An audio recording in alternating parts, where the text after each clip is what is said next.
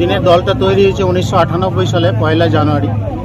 সেই সূত্রে আমরা প্রতি বছর প্রতিষ্ঠা দিবসে পতাকা উত্তোলন করি। আমরা আমাদের হেতমপুর অঞ্চল তৃণমূল কংগ্রেস সকাল 8টায় পতাকা উত্তোলন করেছে এই আমাদের পার্টি অফিস চত্বরে।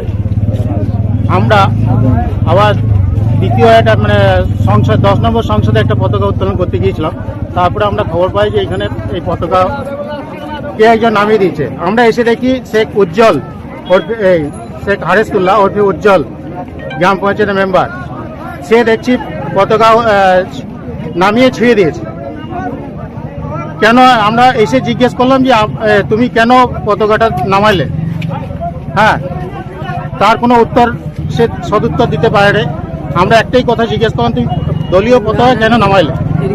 হ্যাঁ, কিন্তু মানে কোনো উত্তর না দিয়ে আমাদের লোকজন ছিল, ওই জন্যে আমরা এক কাজ করলাম যে ওকে রুমে করে ভরেলাম যাতে মারপিট যাতে না হয়।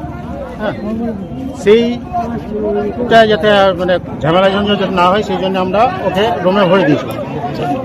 বেশ কিছুদিন ধরে তো দেখা যাচ্ছে যে হেতমপুরে গোষ্ঠীদ্বন্দ্ব রয়েছে, তাহলে কি এখনো তো মেটেনি আপনাদের গোষ্ঠীদ্বন্দ্ব? উচ্চ নেতৃত্ব আমাদের যেটা কমিটি করার কথা ছিল বা এখানে আমাদের জেলা সভাপতি বলে গিয়েছিলেন কমিটি করার কথা, কিন্তু এখনো পর্যন্ত কোনো কিছু হয়নি।